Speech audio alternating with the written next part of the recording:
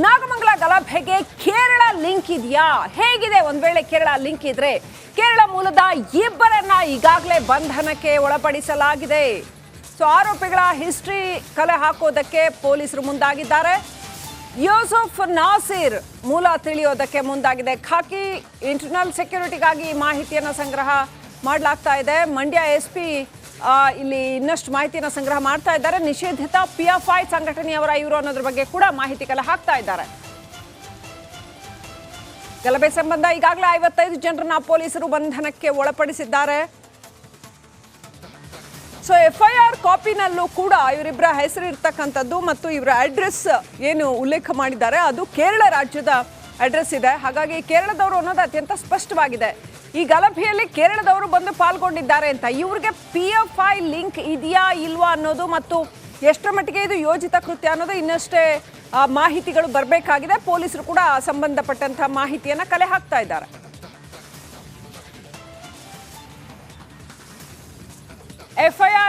FIR ಕಾಪಿನಲ್ಲಿ ಅದನ್ನ mention ಮಾಡಿರೋದನ್ನ ನೀವು ನೋಡ್ತಾ ಇದ್ದೀರಾ. ಅವರ ಅಡ್ರೆಸ್ ಕೇರಳ ರಾಜ್ಯಕ್ಕೆ ಬರುವಂಥದ್ದು.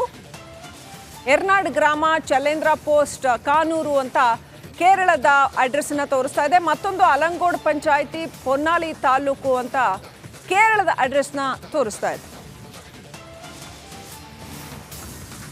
ನೋಡಿ, ಕೋಮು ಸೌಹಾರ್ದತೆಯನ್ನ ಕದಡೋದಕ್ಕೆ ಕೇರಳದವರು ಬಂದು ನಾಗಮಂಗಲದಲ್ಲಿ ಗಲಭೆಯನ್ನ ಮಾಡಿದ್ರ ಬಗೆದಷ್ಟು ಬಯಲಾಗ್ತಾ ಇದೆ. ಕಿಡಿಗೇಡಿಗಳ ಕರಾಳ ಮುಖ. ಹಾರೆ ತಂದು CC ಕ್ಯಾಮೆರಾವನ್ನ ಧ್ವಂಸಗೊಳಿಸಿದ್ದಾರೆ ಕಿಡಿಗೇಡಿಗಳು. ನಾಗಮಂಗಲದಲ್ಲಿ 1983ರಲ್ಲಿ ಇಂಥದ್ದೊಂದು ಘಟನೆ ಆಗಿದೆ. ಅದರ ನಂತರ ಇಲ್ಲಿವರೆಗೂ ಕೂಡ ಈ ರೀತಿಯ ಕೋಮು ಗಲಭೆ ಅಲ್ಲಿ ಆಗಿರಲಿಲ್ಲ. ಆದರೆ ಎಷ್ಟರ ಮಟ್ಟಿಗೆ ಪ್ಲಾನ್ಡ್ ಆಗಿ ಇವರು ಗಲಭೆಯನ್ನ ಮಾಡಿದ್ರು ಅಂತ ಹೇಳಿದ್ರೆ CC ಕ್ಯಾಮ್ರಾವನ್ನ ಪುಡಿ ಮಾಡೋದಕ್ಕೆ ಹಾರೆಗಳನ್ನ ತಂದಿದ್ರು.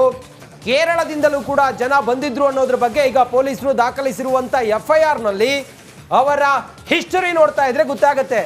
ನೋಡಿ, ಹೇಗೆ ಇವರು ಪ್ಲಾನ್ ಮಾಡಿ ಅಂಗಡಿಗಳ ಮುಂದಿನ CCTV ಕ್ಯಾಮ್ರಾಗಳನ್ನ ಡೆಸ್ಟ್ರಾಯ್ ಮಾಡಿ ಅಂಗಡಿಯ ಒಳಗೆ ಪೆಟ್ರೋಲ್ಗಳನ್ನ ಸುರಿದು ಹೇಗೆ ಬೆಂಕಿ ಹಚ್ಚಿದ್ರು ಅನ್ನೋದಕ್ಕೆ ಈ ಒಂದು CCTV ದೃಶ್ಯವೇ ಸಾಕ್ಷಿ. ನೀವು ನೋಡ್ತಾ ಇದ್ದೀರಲ್ಲ, ಮುಖಕ್ಕೆ ಮಾಸ್ಕ್ ಹಾಕಿರುವಂಥ ಈ ಕಿಡಿಗೇಡಿಗಳು, ಈ ರಾಕ್ಷಸರು ಅಂಗಡಿಗಳ ಒಳಗೆ ಪೆಟ್ರೋಲ್ ಅನ್ನ ಸುರಿದು ಒಳಗಡೆ ಬೆಂಕಿ ಹಚ್ತಾರೆ. ಕೈಯಲ್ಲಿ ಹಾರೆ ಸೆಂಗೋಲುಗಳನ್ನ ತೆಗೆದುಕೊಂಡು ಬಂದು ಅಲ್ಲಿದ್ದಂಥ CCTV ಕ್ಯಾಮ್ರಾಗಳನ್ನ ಪುಡಿ ಮಾಡ್ತಾರೆ. ಅವ್ರಿಗೆ ಗೊತ್ತಿಲ್ಲ ಅದು DVR ನಲ್ಲಿ ದಾಖಲಾಗತ್ತೆ ಅನ್ನೋದು.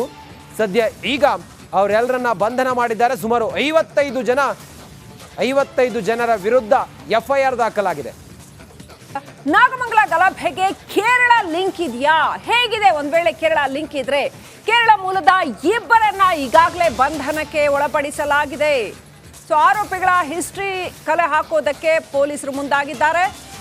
ಯೂಸುಫ್ ನಾಸಿರ್ ಮೂಲ ತಿಳಿಯೋದಕ್ಕೆ ಮುಂದಾಗಿದೆ. ಖಾಕಿ ಇಂಟರ್ನಲ್ ಸೆಕ್ಯೂರಿಟಿಗಾಗಿ ಮಾಹಿತಿಯನ್ನು ಸಂಗ್ರಹ ಮಾಡಲಾಗ್ತಾ ಇದೆ. ಮಂಡ್ಯ ಎಸ್ಪಿ ಇಲ್ಲಿ ಇನ್ನಷ್ಟು ಮಾಹಿತಿಯನ್ನು ಸಂಗ್ರಹ ಮಾಡ್ತಾ ಇದ್ದಾರೆ. ನಿಷೇಧಿತ PFI ಸಂಘಟನೆಯವರ ಇವರು ಅನ್ನೋದ್ರ ಬಗ್ಗೆ ಕೂಡ ಮಾಹಿತಿ ಕಲೆ ಹಾಕ್ತಾ ಇದ್ದಾರೆ. ಗಲಭೆ ಸಂಬಂಧ ಈಗಾಗಲೇ 55 ಜನರನ್ನ ಪೊಲೀಸರು ಬಂಧನಕ್ಕೆ ಒಳಪಡಿಸಿದ್ದಾರೆ. FIR ಕಾಪಿನಲ್ಲೂ ಕೂಡ ಇವರಿಬ್ಬರ ಹೆಸರು ಇರ್ತಕ್ಕಂಥದ್ದು ಮತ್ತು ಇವರ ಅಡ್ರೆಸ್ ಏನು ಉಲ್ಲೇಖ ಮಾಡಿದ್ದಾರೆ ಅದು ಕೇರಳ ರಾಜ್ಯದ ಅಡ್ರೆಸ್ ಇದೆ. ಹಾಗಾಗಿ ಕೇರಳದವರು ಅನ್ನೋದು ಅತ್ಯಂತ ಸ್ಪಷ್ಟವಾಗಿದೆ. ಈ ಗಲಭೆಯಲ್ಲಿ ಕೇರಳದವರು ಬಂದು ಪಾಲ್ಗೊಂಡಿದ್ದಾರೆ ಅಂತ. ಇವ್ರಿಗೆ PFI ಲಿಂಕ್ ಇದೆಯಾ ಇಲ್ವಾ ಅನ್ನೋದು ಮತ್ತು ಎಷ್ಟರ ಮಟ್ಟಿಗೆ ಇದು ಯೋಜಿತ ಕೃತ್ಯ ಅನ್ನೋದು ಇನ್ನಷ್ಟೇ ಮಾಹಿತಿಗಳು ಬರಬೇಕಾಗಿದೆ. ಪೊಲೀಸರು ಕೂಡ ಸಂಬಂಧಪಟ್ಟಂತಹ ಮಾಹಿತಿಯನ್ನ ಕಲೆ ಹಾಕ್ತಾ ಇದ್ದಾರೆ.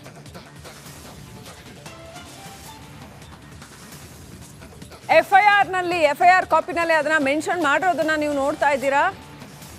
ಅವರ ಅಡ್ರೆಸ್ ಕೇರಳ ರಾಜ್ಯಕ್ಕೆ ಬರುವಂಥದ್ದು. ಎರ್ನಾಡ್ ಗ್ರಾಮ, ಚಲೇಂದ್ರ ಪೋಸ್ಟ್, ಕಾನೂರು ಅಂತ ಕೇರಳದ ಅಡ್ರೆಸ್ನ ತೋರಿಸ್ತಾ ಇದೆ. ಮತ್ತೊಂದು ಅಲಂಗೋಡ್ ಪಂಚಾಯಿತಿ, ಪೊನ್ನಾಲಿ ತಾಲೂಕು ಅಂತ ಕೇರಳದ ಅಡ್ರೆಸ್ನ ತೋರಿಸ್ತಾ ಇದೆ. ನೋಡಿ, ಕೋಮು ಸೌಹಾರ್ದತೆಯನ್ನ ಕದಡೋದಕ್ಕೆ ಕೇರಳದವರು ಬಂದು ನಾಗಮಂಗಲದಲ್ಲಿ ಗಲಭೆಯನ್ನ ಮಾಡಿದ್ರ ಬಗೆದಷ್ಟು ಬಯಲಾಗ್ತಾ ಇದೆ. ಕಿಡಿಗೇಡಿಗಳ ಕರಾಳ ಮುಖ. ಹಾರೆ ತಂದು CC ಕ್ಯಾಮ್ರಾವನ್ನ ಧ್ವಂಸಗೊಳಿಸಿದ್ದಾರೆ ಕಿಡಿಗೇಡಿಗಳು. ನಾಗಮಂಗಲದಲ್ಲಿ 1983ರಲ್ಲಿ ಇಂಥದ್ದೊಂದು ಘಟನೆ ಆಗಿದೆ. ಅದರ ನಂತರ ಇಲ್ಲಿವರೆಗೂ ಕೂಡ ಈ ರೀತಿಯ ಕೋಮು ಗಲಭೆ ಅಲ್ಲಿ ಆಗಿರಲಿಲ್ಲ. ಆದರೆ ಎಷ್ಟರ ಮಟ್ಟಿಗೆ ಪ್ಲಾನ್ಡ್ ಆಗಿ ಇವರು ಗಲಭೆಯನ್ನ ಮಾಡಿದ್ರು ಅಂತ ಹೇಳಿದ್ರೆ ಸಿಸಿ ಕ್ಯಾಮ್ರಾವನ್ನ ಪುಡಿ ಮಾಡೋದಕ್ಕೆ ಹಾರೆಗಳನ್ನ ತಂದಿದ್ರು. ಕೇರಳದಿಂದಲೂ ಕೂಡ ಜನ ಬಂದಿದ್ರು ಅನ್ನೋದ್ರ ಬಗ್ಗೆ ಈಗ ಪೊಲೀಸರು ದಾಖಲಿಸಿರುವಂತ FIR ನಲ್ಲಿ ಅವರ ಹಿಸ್ಟರಿ ನೋಡ್ತಾ ಇದ್ರೆ ಗೊತ್ತಾಗುತ್ತೆ. ನೋಡಿ ಹೇಗೆ ಇವರು ಪ್ಲಾನ್ ಮಾಡಿ ಅಂಗಡಿಗಳ ಮುಂದಿನ CCTV ಕ್ಯಾಮ್ರಾಗಳನ್ನ ಡೆಸ್ಟ್ರಾಯ್ ಮಾಡಿ ಅಂಗಡಿಯ ಒಳಗೆ ಪೆಟ್ರೋಲ್ಗಳನ್ನ ಸುರಿದು ಹೇಗೆ ಬೆಂಕಿ ಹಚ್ಚಿದ್ರು ಅನ್ನೋದಕ್ಕೆ ಈ ಒಂದು CCTV ದೃಶ್ಯವೇ ಸಾಕ್ಷಿ. ನೀವು ನೋಡ್ತಾ ಇದ್ದೀರಲ್ಲ, ಮುಖಕ್ಕೆ ಮಾಸ್ಕ್ ಹಾಕಿರುವಂತ ಈ ಕಿಡಿಗೇಡಿಗಳು, ಈ ರಾಕ್ಷಸರು ಅಂಗಡಿಗಳ ಒಳಗೆ ಪೆಟ್ರೋಲ್ ಅನ್ನ ಸುರಿದು ಒಳಗಡೆ ಬೆಂಕಿ ಹಚ್ತಾರೆ. ಕೈಯಲ್ಲಿ ಹಾರೆ ಸೆಂಗೋಲುಗಳನ್ನ ತೆಗೆದುಕೊಂಡು ಬಂದು ಅಲ್ಲಿದ್ದಂಥ CCTV ಕ್ಯಾಮ್ರಾಗಳನ್ನ ಪುಡಿ ಮಾಡ್ತಾರೆ. ಅವ್ರಿಗೆ ಗೊತ್ತಿಲ್ಲ ಅದು DVR ನಲ್ಲಿ ದಾಖಲಾಗುತ್ತೆ ಅನ್ನೋದು. ಸದ್ಯ ಈಗ ಅವರೆಲ್ಲರನ್ನ ಬಂಧನ ಮಾಡಿದ್ದಾರೆ. ಸುಮಾರು 55 ಜನರ ವಿರುದ್ಧ FIR ದಾಖಲಾಗಿದೆ. ನಾಗಮಂಗಲ ಗಲಭೆಗೆ ಕೇರಳ ಲಿಂಕ್ ಇದೆಯಾ? ಹೇಗಿದೆ ಒಂದ್ ವೇಳೆ ಕೇರಳ ಲಿಂಕ್ ಇದ್ರೆ? ಕೇರಳ ಮೂಲದ ಇಬ್ಬರನ್ನ ಈಗಾಗಲೇ ಬಂಧನಕ್ಕೆ ಒಳಪಡಿಸಲಾಗಿದೆ. ಸೊ ಆರೋಪಿಗಳ ಹಿಸ್ಟ್ರಿ ಕಲೆ ಹಾಕೋದಕ್ಕೆ ಪೊಲೀಸರು ಮುಂದಾಗಿದ್ದಾರೆ. ಯೂಸುಫ್ ನಾಸಿರ್ ಮೂಲ ತಿಳಿಯೋದಕ್ಕೆ ಮುಂದಾಗಿದೆ. ಖಾಕಿ ಇಂಟರ್ನಲ್ ಸೆಕ್ಯೂರಿಟಿಗಾಗಿ ಮಾಹಿತಿಯನ್ನು ಸಂಗ್ರಹ ಮಾಡಲಾಗ್ತಾ ಇದೆ. ಮಂಡ್ಯ SP ಇಲ್ಲಿ ಇನ್ನಷ್ಟು ಮಾಹಿತಿಯನ್ನು ಸಂಗ್ರಹ ಮಾಡ್ತಾ ಇದ್ದಾರೆ. ನಿಷೇಧಿತ PFI ಸಂಘಟನೆಯವರ ಇವರು ಅನ್ನೋದ್ರ ಬಗ್ಗೆ ಕೂಡ ಮಾಹಿತಿ ಕಲೆ ಹಾಕ್ತಾ ಇದ್ದಾರೆ. ಗಲಭೆ ಸಂಬಂಧ ಈಗಾಗಲೇ 55 ಜನರನ್ನ ಪೊಲೀಸರು ಬಂಧನಕ್ಕೆ ಒಳಪಡಿಸಿದ್ದಾರೆ. ಸೊ FIR ಕಾಪಿನಲ್ಲೂ ಕೂಡ ಇವರಿಬ್ಬರ ಹೆಸರು ಇರ್ತಕ್ಕಂಥದ್ದು ಮತ್ತು ಇವರ ಅಡ್ರೆಸ್ ಏನು ಉಲ್ಲೇಖ ಮಾಡಿದ್ದಾರೆ ಅದು ಕೇರಳ ರಾಜ್ಯದ ಅಡ್ರೆಸ್ ಇದೆ. ಹಾಗಾಗಿ ಕೇರಳದವರು ಅನ್ನೋದು ಅತ್ಯಂತ ಸ್ಪಷ್ಟವಾಗಿದೆ. ಈ ಗಲಭೆಯಲ್ಲಿ ಕೇರಳದವರು ಬಂದು ಪಾಲ್ಗೊಂಡಿದ್ದಾರೆ ಅಂತ. ಇವ್ರಿಗೆ PFI ಲಿಂಕ್ ಇದೆಯಾ ಇಲ್ವಾ ಅನ್ನೋದು ಮತ್ತು ಎಷ್ಟರ ಮಟ್ಟಿಗೆ ಇದು ಯೋಜಿತ ಕೃತ್ಯ ಅನ್ನೋದು ಇನ್ನಷ್ಟೇ ಮಾಹಿತಿಗಳು ಬರಬೇಕಾಗಿದೆ. ಪೊಲೀಸರು ಕೂಡ ಸಂಬಂಧಪಟ್ಟಂತಹ ಮಾಹಿತಿಯನ್ನ ಕಲೆ ಹಾಕ್ತಾ ಇದ್ದಾರೆ.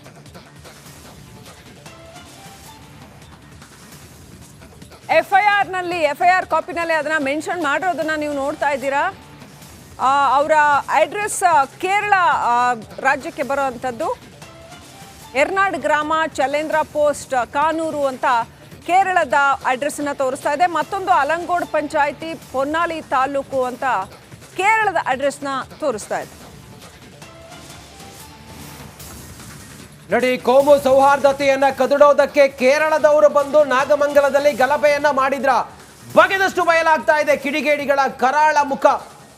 ಹಾರೆ ತಂದು CC ಕ್ಯಾಮ್ರಾವನ್ನ ಧ್ವಂಸಗೊಳಿಸಿದ್ದಾರೆ ಕಿಡಿಗೇಡಿಗಳು. ನಾಗಮಂಗಲದಲ್ಲಿ 1983ರಲ್ಲಿ ಇಂಥದ್ದೊಂದು ಘಟನೆ ಆಗಿದೆ. ಅದರ ನಂತರ ಇಲ್ಲಿವರೆಗೂ ಕೂಡ ಈ ರೀತಿಯ ಕೋಮು ಗಲಭೆ ಅಲ್ಲಿ ಆಗಿರಲಿಲ್ಲ. ಆದರೆ ಎಷ್ಟರ ಮಟ್ಟಿಗೆ ಪ್ಲಾನ್ಡ್ ಆಗಿ ಇವರು ಗಲಭೆಯನ್ನ ಮಾಡಿದ್ರು ಅಂತ ಹೇಳಿದ್ರೆ CC ಕ್ಯಾಮ್ರಾವನ್ನ ಪುಡಿ ಮಾಡೋದಕ್ಕೆ ಹಾರೆಗಳನ್ನ ತಂದಿದ್ರು. ಕೇರಳದಿಂದಲೂ ಕೂಡ ಜನ ಬಂದಿದ್ರು ಅನ್ನೋದ್ರ ಬಗ್ಗೆ ಈಗ ಪೊಲೀಸರು ದಾಖಲಿಸಿರುವಂತ FIR ನಲ್ಲಿ ಅವರ ಹಿಸ್ಟರಿ ನೋಡ್ತಾ ಇದ್ರೆ ಗೊತ್ತಾಗುತ್ತೆ.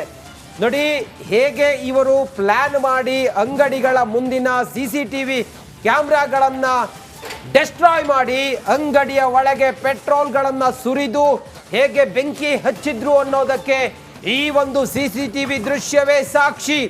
ನೀವು ನೋಡ್ತಾ ಇದ್ದೀರಲ್ಲ, ಮುಖಕ್ಕೆ ಮಾಸ್ಕ್ ಹಾಕಿರುವಂತ ಈ ಕಿಡಿಗೇಡಿಗಳು, ಈ ರಾಕ್ಷಸರು ಅಂಗಡಿಗಳ ಒಳಗೆ ಪೆಟ್ರೋಲ್ ಅನ್ನ ಸುರಿದು ಒಳಗಡೆ ಬೆಂಕಿ ಹಚ್ತಾರೆ. ಕೈಯಲ್ಲಿ ಹಾರೆ ಸೆಂಗೋಲುಗಳನ್ನ ತೆಗೆದುಕೊಂಡು ಬಂದು ಅಲ್ಲಿದ್ದಂಥ CCTV ಕ್ಯಾಮ್ರಾಗಳನ್ನ ಪುಡಿ ಮಾಡ್ತಾರೆ. ಅವ್ರಿಗೆ ಗೊತ್ತಿಲ್ಲ ಅದು DVR ನಲ್ಲಿ ದಾಖಲಾಗುತ್ತೆ ಅನ್ನೋದು.